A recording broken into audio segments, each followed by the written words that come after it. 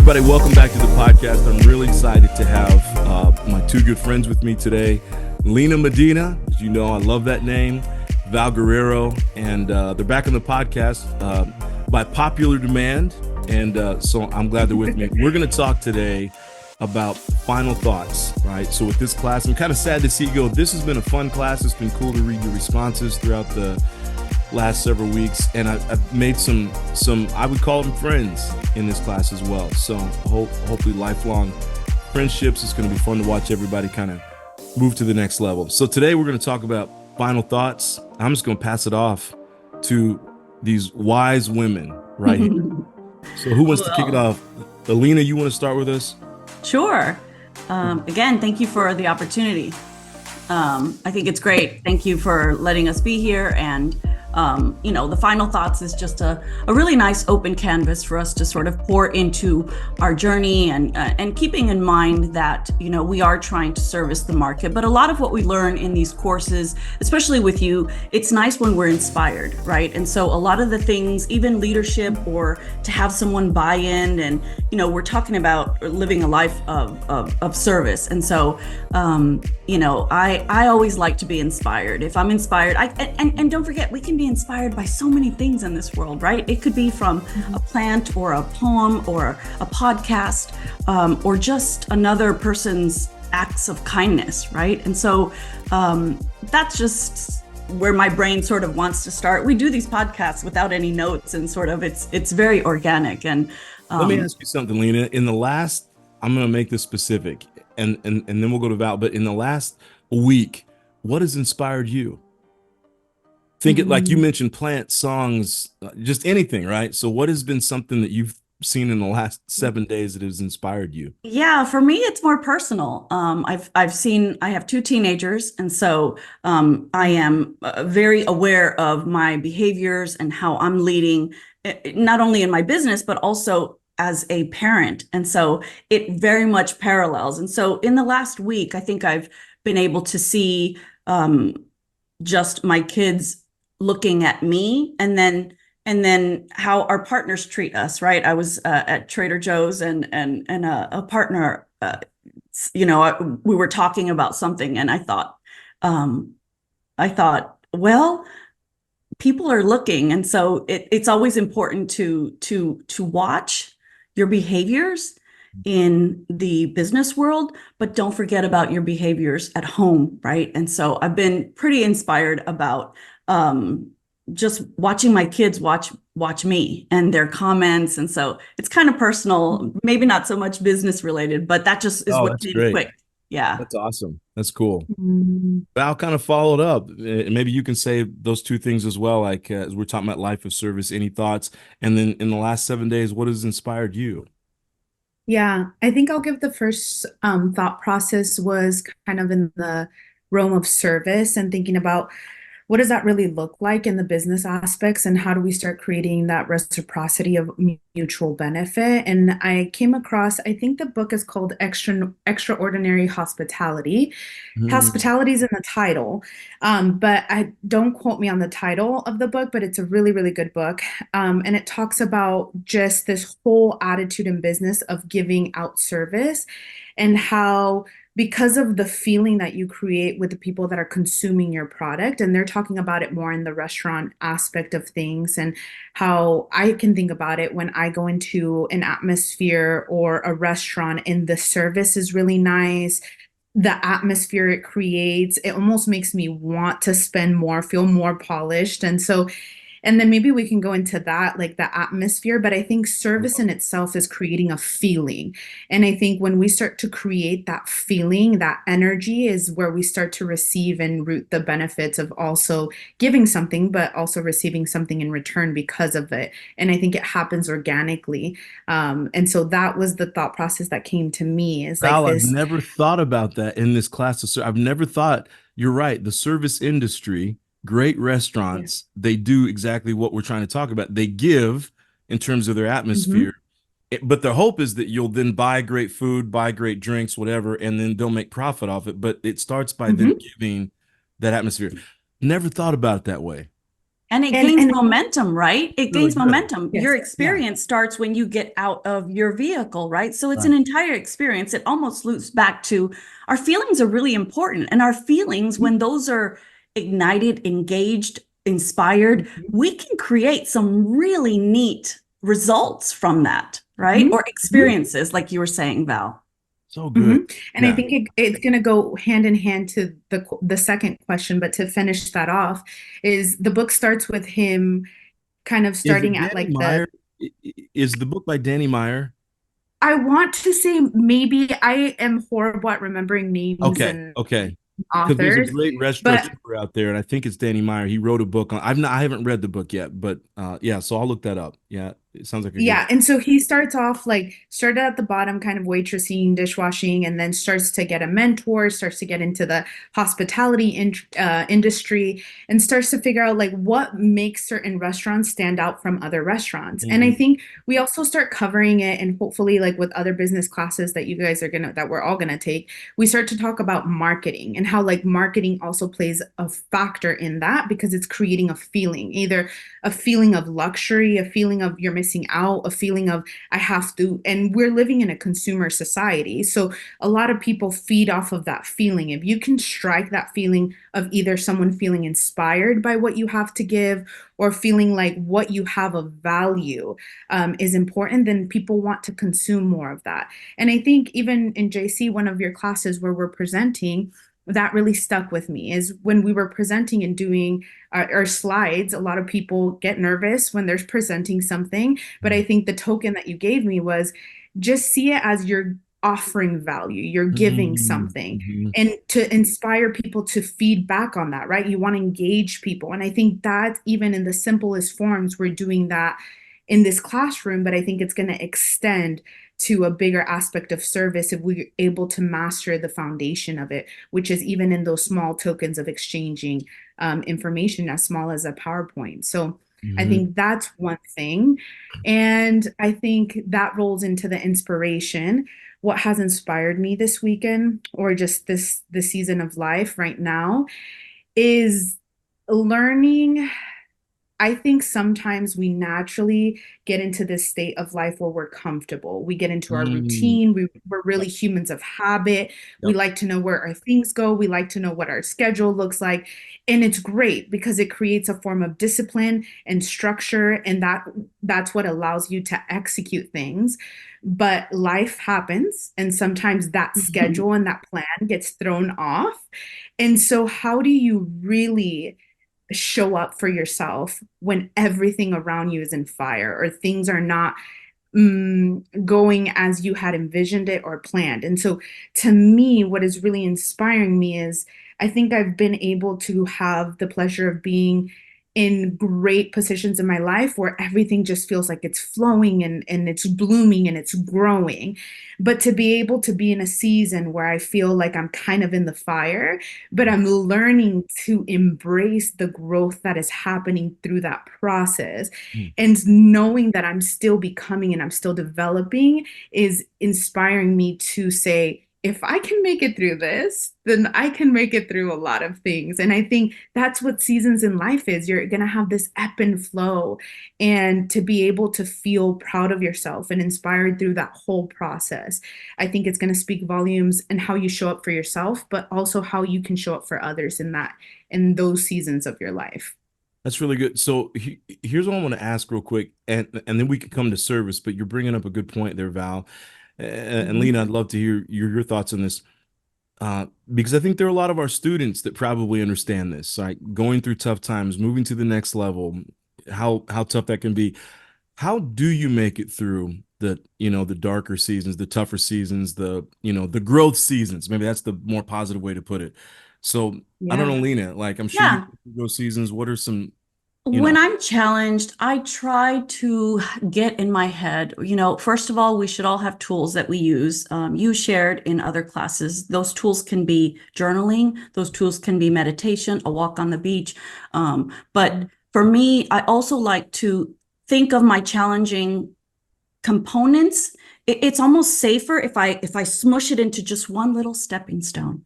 And I tell myself, listen, it's just for right now. I will eventually move on, or I may move back, but I will not stay in this spot forever. And while I'm here, what can I learn? What can I take away that might help me? And even if I don't like it, even if it really gives me, I don't know, we all go through right challenges. Even if it's still, even if it's unbearable, I tell myself, like, we all also seek prayer, right? This too shall pass. Mm, God would have never picked me if I couldn't get through it, right? So, mm, you coach yourself, and that's how I look at things when they become hard, and when I'm in a very challenging situation or dilemma. I sort of mush it into, it almost becomes a square for me, and it's a stepping stone, and I won't be here long. And so while I'm here, mm, I remind myself that, you'll get through this. It's going to be okay. And that's how I do my first, like, my challenges. That's so good. I love that mm, statement. I won't be here long. Just to remind ourselves that mm. we're going to be okay. We can get through this. We're That's going really, to be okay. yeah. Yeah. And it's Yeah. we, because it's all the components of who you are. Mm, Sometimes it's the little girl in me who really wants to have a temper tantrum. Sometimes it's the leader in me that says, this is unacceptable behavior and you will take accountability because you are the leader. Sometimes Mm, it's mother mode and it's like, you're dead. Get away from my kids, right? So that's so good. I love that. it Yeah. depends. And so it's all of Mhm. us, Mhm. and we will get through this. It's all the components that make you strong or weak or mm, brave or not brave. They're all welcome on this stepping stone. We won't be here long. Good night. That's mm. powerful. Oof. That's Wow. super What do you powerful. think? Wow. Ooh, I think maybe my feedback, but this has just been my philosophy, and I think what I've encountered over a span of the lifetime I've been here.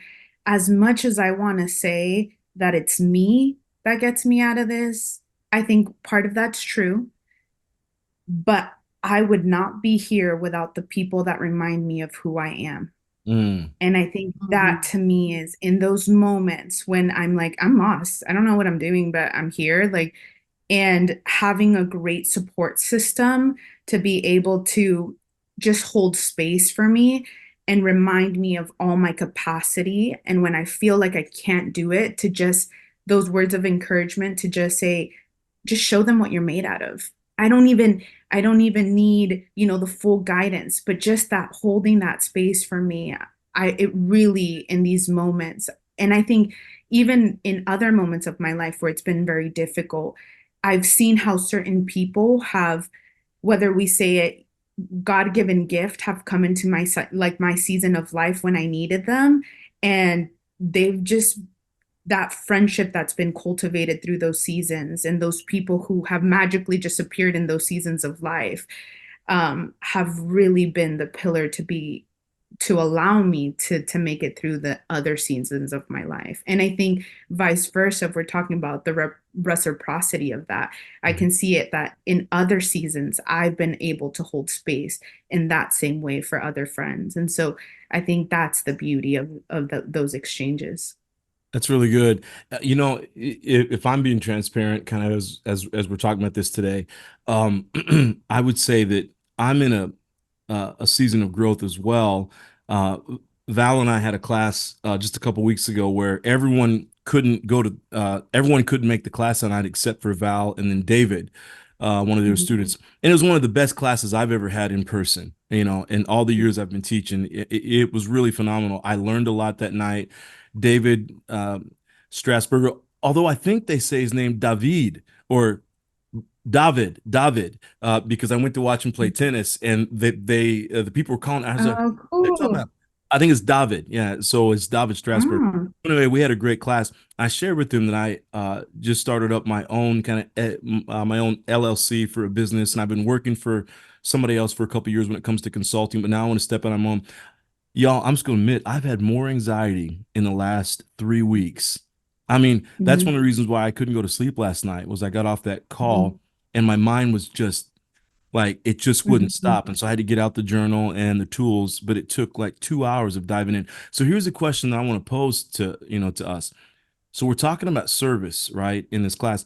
How does a mindset of service help us move through these kind of, and I think this is a good question because there are people in this class, I'm sure I've been doing this long enough, to know our student population who are in the middle of this master's program, probably discouraged in some ways. Mhm. It's not an easy processing and growth. How does a mindset of service help us when we're going through these seasons of growth and stretching and moving out of our comfort zone? Yeah, I'll say that, it took me time to get here, but when I'm giving, I I make it a way so that I know that I'm receiving, right? To give is to receive. It's a little bit like falling in love, right? When you give somebody your heart, it's almost you're in this bliss of, you're gonna get it back. It's a return instead of an ROI. It's a return of my heart, right? Of my life's work. I'm giving my heart in its purest form, even if I cry, even if I screw up, even if I don't even understand it, right? My life's work is my heart. And when that is inspired and engaged, I can't go wrong because I was created to do something that I may not even be aware of. So I continue to give, Mm, that's really knowing that it will come back. It's going to be okay. It'll come back. it'll come back. That's really good. Hmm. So, Hmm. Val is deep in thought. Mhm. I'm narrating for the people who listen to the podcast. they're Thank going to you. be deep in thought. They're going to be like, this They is are true. absolutely. We Yeah, all are Mhm. going through something, you know? absolutely. Yeah. Yeah. I think it reminds me of one of the books that we were assigned to read. I'm not sure if it was in this class, but it's the road to character, the road of Yes, I character. think that's in the integrity. Is that the purpose? It's the purpose of the integrity class, Road to Character. There you Yes, go, I the love road to that book. character. Yes, I love that book. So good. Yeah. And I think one of the parts it says, we're constantly battling these two aspects of ourselves. Yes.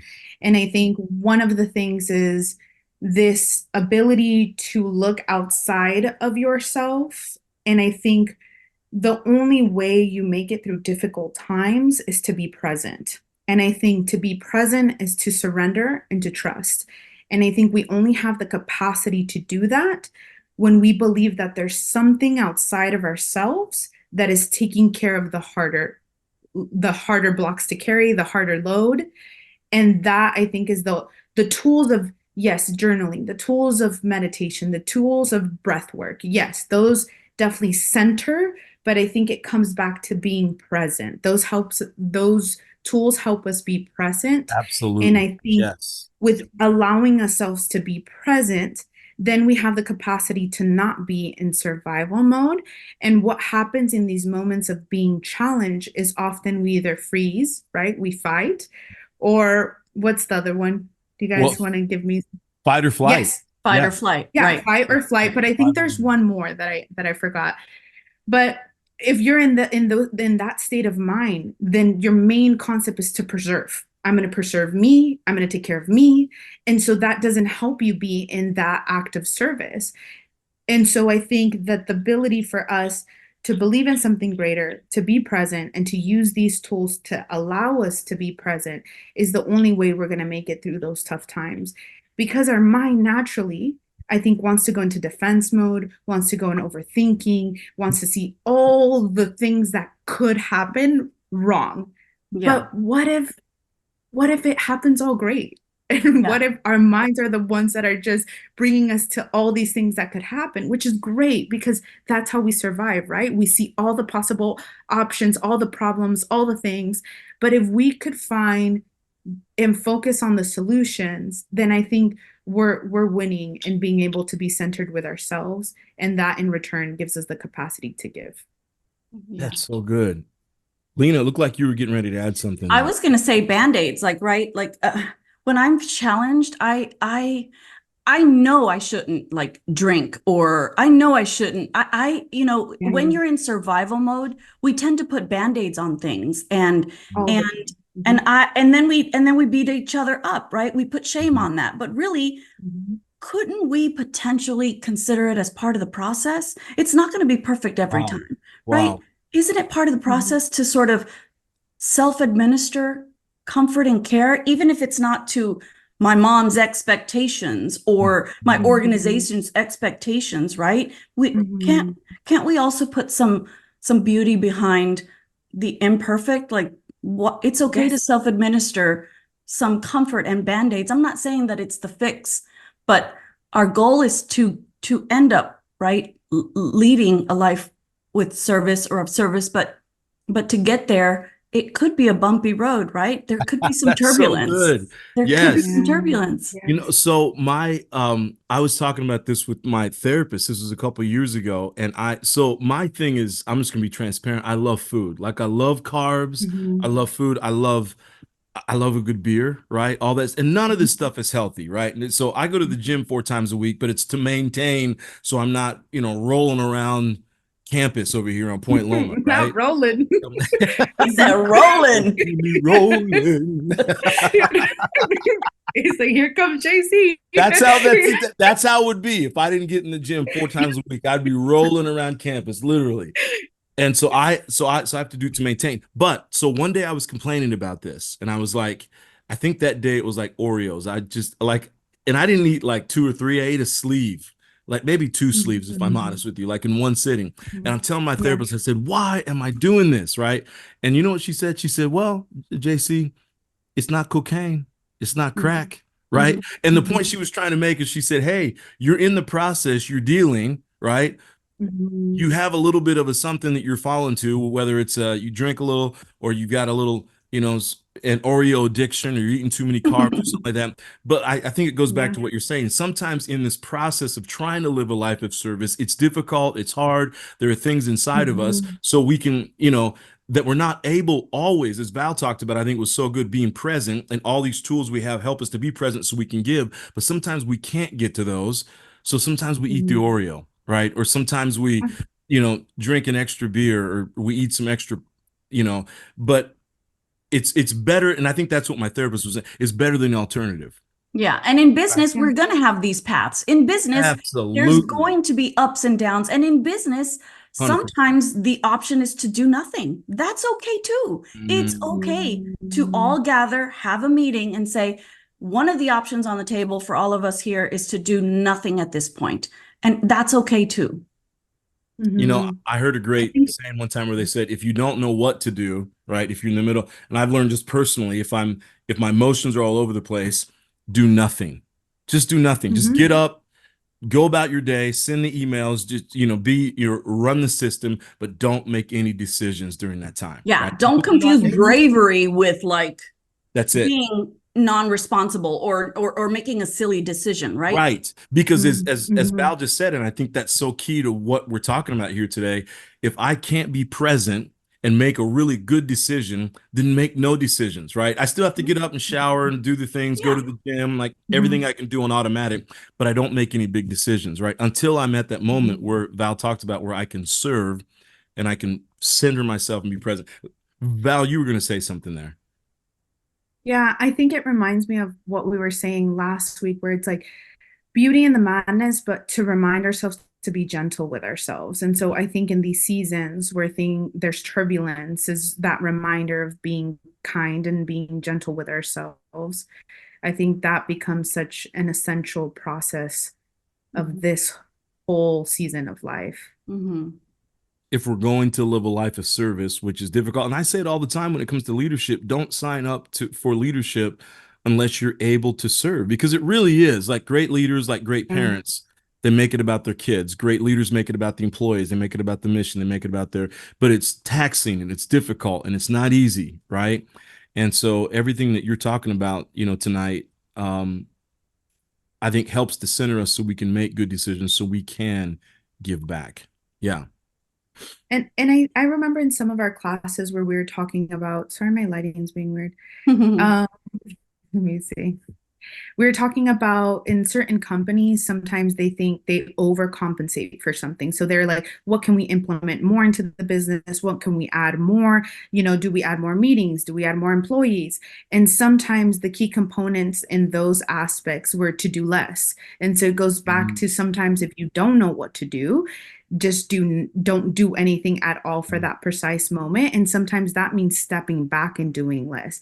Maybe all those meaningless meetings that were happening weren't actually adding value, so maybe we need to do less of that. But I think our mind, when it goes so quick to more, more, more, more, we need to add more, more. No, maybe you need to just be still. And I think that even goes back to, if we're talking about it in a spiritual sense, as well as the importance of stillness in certain seasons to be able to see the larger picture, and not allow certain emotions and feelings to over dominate certain aspects of situations you're placed in.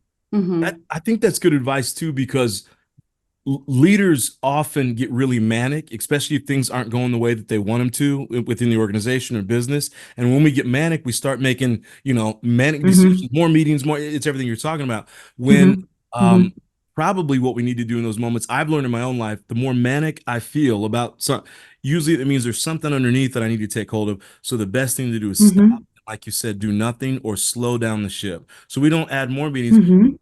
And this is the problem with leaders and managers. We're all leaders and managers on the call. That's when we frustrate our employees more, right? Because now we're spinning out the organization, now our product and service, and we're trying to do this and try to do. When maybe what we need to do, again, if we really want to be of service, we pull back, less meetings, less memos, less all that stuff that's frustrating the heck out of everybody anyway. Right. Yeah. And this is a trigger for me. I quickly go to impatient, and I try to remember to be soft because I don't want to snap at an inquiry that came in my office or a new employee that needs help. I try to be careful before I answer the phone. Right. These are all things that took practice, because I am definitely, transparency here, I'm a hothead. I will quickly go. I will quickly go to your mama. No, I'm just kidding. I'm just kidding. I swear. No, you're not. No, you're not. I know, I'm like, your mama's busy today. I'm not busy. I got all the time in the world. Anyways, the point is that, I try to check myself and make sure that, what I'm trying, and that's part of slowing down, is just making sure to like take a second before you answer or reply on that email, right? Yes.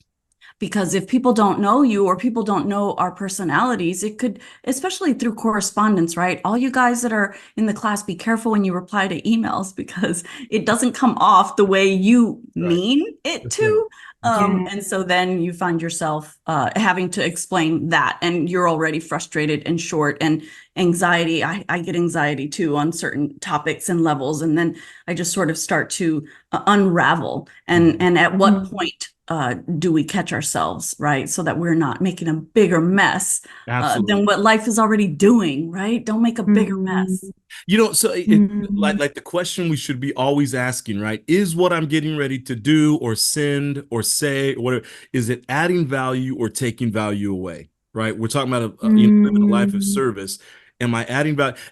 So I was telling, Val and Lena before we got on the call today, I was telling them that my car got towed last night because I forgot to switch up I got new tags on it and forgot to turn those tags in. And so they towed my car, and I'm thinking the whole way I'm taking the Uber, sitting in the back seat of that Uber, and I'm like, I'm thinking of this email I'm going to send to my, complex, and how did the HOA, like, how dare you, and all the F words that are going to be in there and everything.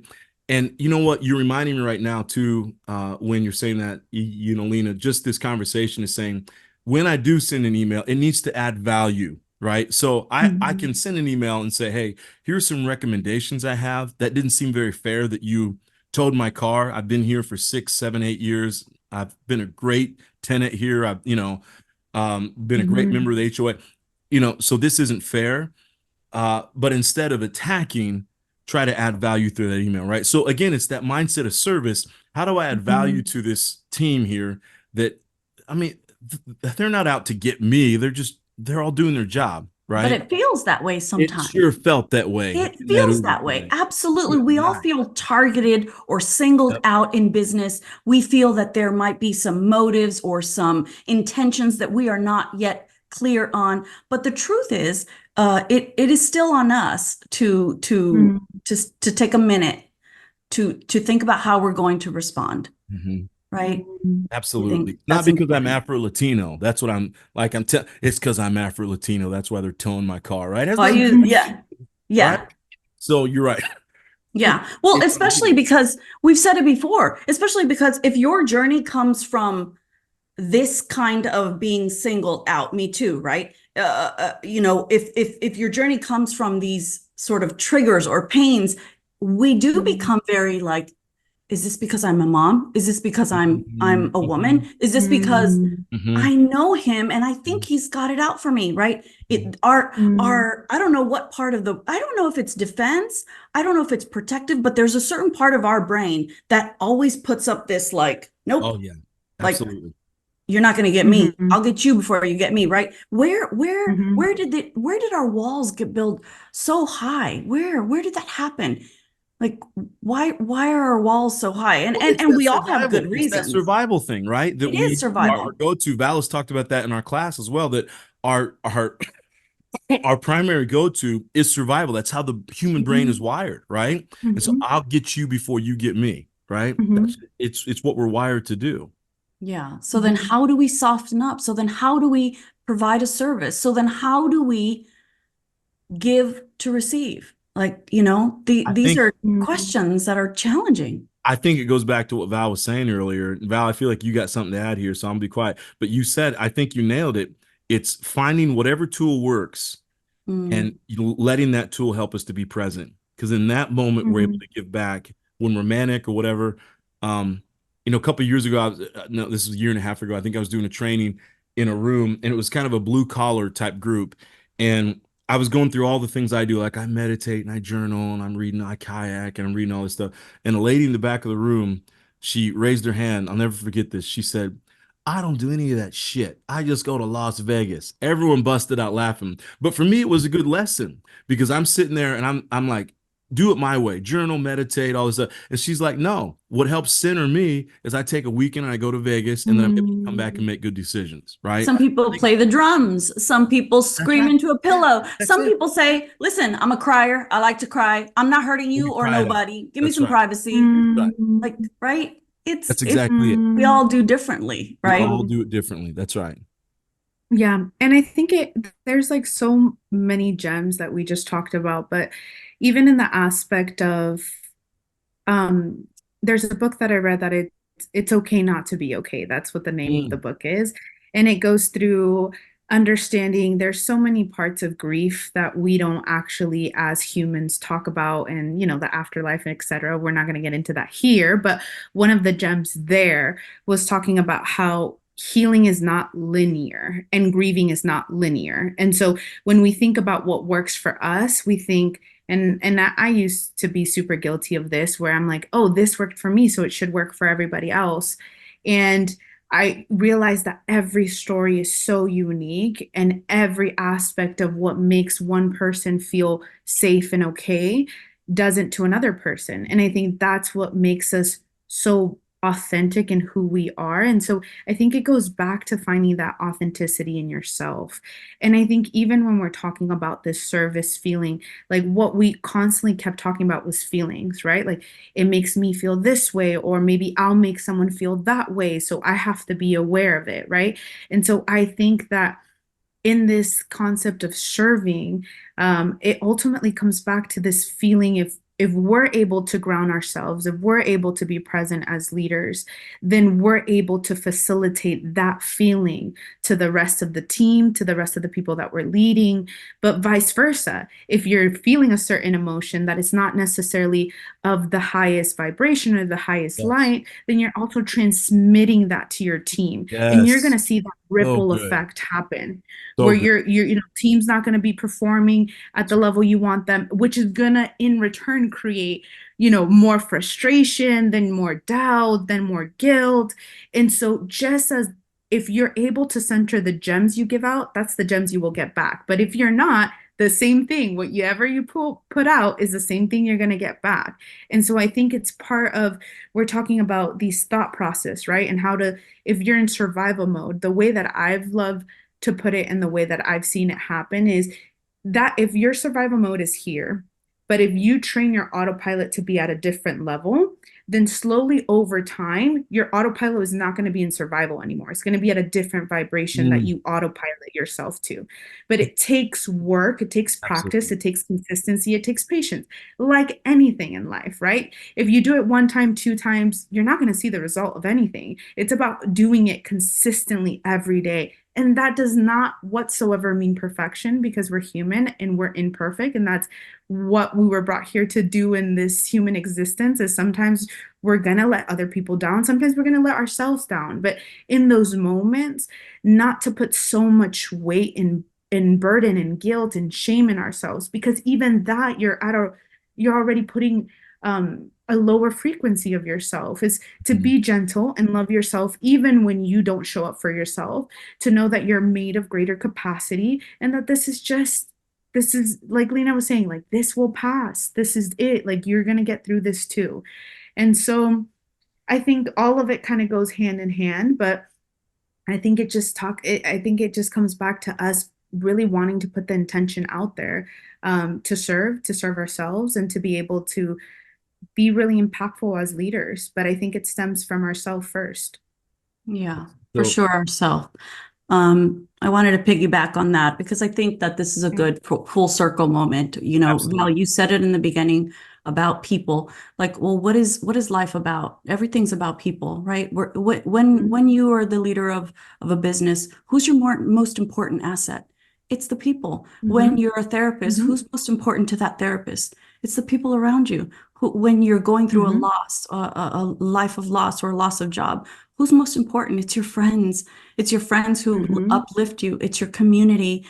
We do this in church, right? In the end, everything is to serve people. Be kind to people. Don't Mm-hmm. judge people, because we have clearly built up defenses because we are so much and many times against each other. And it doesn't have to be that way. We are stronger, all of us together, regardless of your race, your age, what gender, or any other kind of personal choices you make. As a group of people, we are so much stronger if we align and sort of be kind to each other. Caretakers need caretakers. Absolutely. Mm-hmm. Mm-hmm. You've heard it here on the podcast. This was so good. Is again, one thing I love about these one unit classes, they can be like a mosquito in your ear if you let them, or you can take these and say, okay, learning about service and integrity and purpose, these are the things that are foundational. And I'm talking to the class now, foundational for leadership and for business. It goes back to that. And I'm going to start using this quote at the beginning of these kind of classes from now on when I start teaching this in the summer. And I heard this the other day in a book I'm reading, The E-Myth Revisited. Your business is a direct reflection of who you are. So your leadership, and I would say that your leadership is a direct reflection. If you look around and your team's not doing the thing you want them to do, your career's not where you want it to be, whatever it is, it's a direct reflection of who we are, right? And that's why it's important that we talk about these kind of things in this class. So, Val, Lena, let's come up with our 2 to 3 questions, and then I want to ask both of you to give your final thoughts, and then we'll and then we'll exit for the day. So, what are a couple questions we could offer to everyone here, so they can reflect in this final podcast? I'm very sad that this class is coming to an end. Gosh, Val, you're pretty good on questions. Do you Yes, have you one? nailed it last week. That's for sure. What when I'm saying this, it's Yeah, it was good. yeah. I think one of the questions I can think about, because I think we all mutually were like, oh, it's different for everybody, is think about what is one of those tools that for you in moments that it's either hard to serve or you're going through a challenging aspect, what's that tool that you can lean on, that just helps you be present and come back to yourself in order to be able to serve. I think that would be a good question and reflection piece. All I right, don't did know, everyone Lena, if get you want to that? That's the add one. first question. Okay, what's the tool that you're going to use when you find yourself not able to come out of a mindset of service in your leadership, your business, your ownership, whatever it is? What are Mhm. 2 to 3 tools that you can go to that will help you get back to that centered position where you can give. Okay, that's question one. And for me, my question would be going back to that stepping stone. Go back, dig down, think about a time where you were challenged. And when you finally made it off of that stepping stone, what motivated you? What made you successful so that you can repeat those tendencies so that you can continue to progress and move to a fuller, better life for yourself? What helped you get off of that stepping stone? That's really good. So when you say stepping stone, you mean like a difficult time or A difficult time. a difficult time? Mhm. Okay, so like what tool or something helped us? Yeah, it could be anything, right? This is the end. So you can say it was a family member, or it was Absolutely. journaling, or it was I had a good old cry. Allow Okay. yourself, no one, me and Val don't see this. Allow yourself to say, what did I do then that worked so beautifully? And is now the time to remind myself that I can Wow. still pull that tool out and use it. That's really good. That's so good, is looking back on our life and saying we've had successes. Yeah. So, and we've had successes as we came out of a hard, a difficult time. What was it in that season? What tool, whatever it was, that I used to Whatever. get me into that next positive Mhm. season, or whatever it is, that season of growth. Mhm. Very good. Okay, so those are the two questions for you guys tonight. Well, I keep saying tonight. That's when we're recording this. That's the question for us. And now I want to put it back to both Lena and Val. They give us final thoughts to your amazing cohort. Any final thoughts on this issue of a life of service that you want to share with the class? The final thoughts are thank you guys for enrolling in this class. Thank you for allowing yourselves to have an opportunity to learn and be inspired and open your mind, open your hearts. And mine is mostly a thank you. Thank yourselves. Be kind to yourself. Thank you to yourself for continuing your education and pursuing something that will be yours forever and ever. Your degree is yours forever. So good job to everybody in this class that has, rewarded themselves with the gift of education. I love that. It's the gift that nobody can ever take away from us, right? I love that. Mhm.